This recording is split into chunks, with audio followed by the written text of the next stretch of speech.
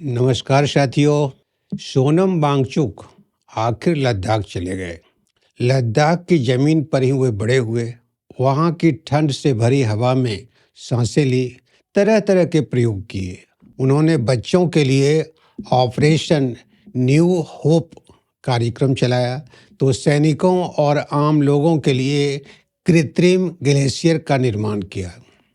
60 वर्षीय इस अभियंता ने लद्दाख के लिए कई सपने देखे और उसे पूरे करने के लिए जद्दोजहद किया।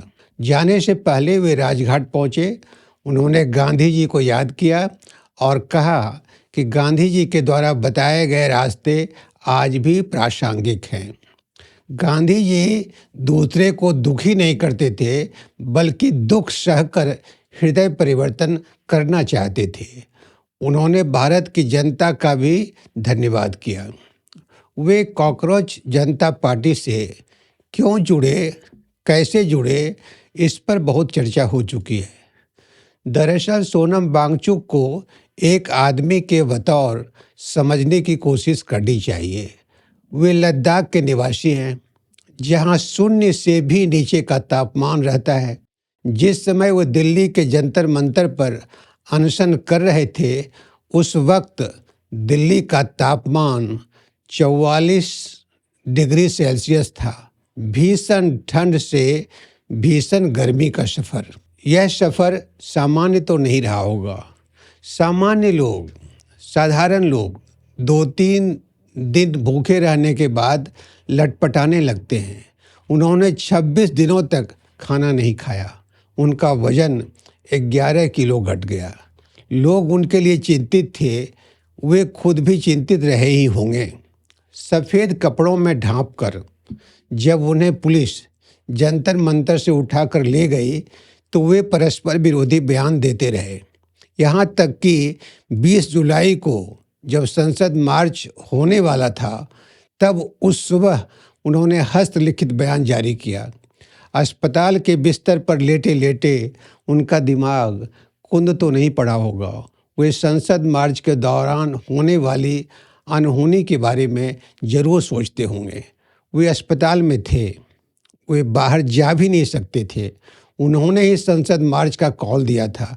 कहीं न कहीं लगता होगा कि संसद मार्च में अगर जान माल की क्षति हुई तो बहुत बुरे परिणाम होंगे।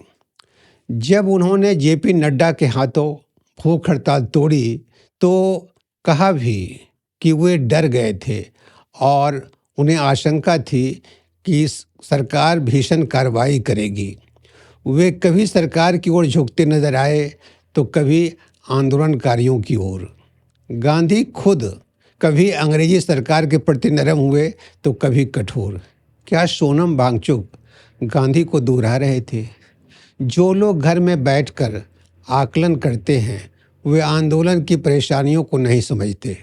जब आंदोलन शुरू होता है तो कुछ लोग रहते हैं, फिर उसका विस्तार होता है। हजारों से लाखों में आंदोलन पहुंच जाता है तो जो नेतृत्व में रहते हैं, उनके दिल और दिमाग पर भारी बोझ का आना स्वाभाविक था। उनके मन में तरह तरह की आशंकाएं जन्म लेने लगती हैं। आगे क्या होगा? कोई दुर्घटना तो नहीं घट जाएगी? एक तरफ सरकार उसे आतंकवादी बता रही है। टेलीविज़न पर बैठे एंकर पाकिस्तानी और खालिस्तानी एंगल ढूंढ रहे हैं। कुछ लोग जंतर मंतर पर आते हैं और आंदोलन को हिंसक बनाने की कोशिश करते हैं। इससे नेतृत्वकर्ता का मन घबराता तो है। सोनम वांगचुक भी एक आदमी हैं। उनके लिए भी यह दौर सामान्य नहीं रहा होगा। जो भी हो, इस आंदोलन ने लोगों के मन में नई आशा का संचार किया है। देश में बहुत बड़े बड़े सूरमा हैं। वे अपना ज्ञान बांटते ही रहते हैं, लेकिन खतरा उठाने के लिए तैयार नहीं होते। सोनम वांगचुक ने अपनी जान जोखिम में डाली। इसके नतीजे भी आए। लोकतंत्र के एक एक दरवाजे जो धीरे धीरे बंद हो रहे थे, वे अचानक खुल गए। सुप्रीम कोर्ट के मुख्य न्यायाधीश आंदोलन में हुई ज्यादतियों के बारे में सुनना नहीं चाहते थे। वे अचानक बदल गए। सड़क की गर्मी से संसद भी गर्म हो उठी। सबसे अच्छी बात हुई कि छात्र छात्राओं का एक नया नेतृत्व देश को मिला। आरएसएस के कोई मोहनदास हैं जो कह रहे हैं कि जंतर मंतर पर जो लड़कियां आंदोलनरत थीं उन्हें बलात्कार पसंद है। वे यह नहीं जानते कि आंदोलन ने उनके संगठन के चाल, चरित्र और चेहरे को देश के सामने ला दिया है। सोनम वांगचुक अब लद्दाख में होंगे। मनुष्य होने के नाते अपनी अच्छाइयों और बुराइयों पर विचार करेंगे। देश में नई आशा संचार करने के लिए वे कम से कम बधाई के पात्र तो हैं ही। आज इतना ही। बहुत बहुत धन्यवाद।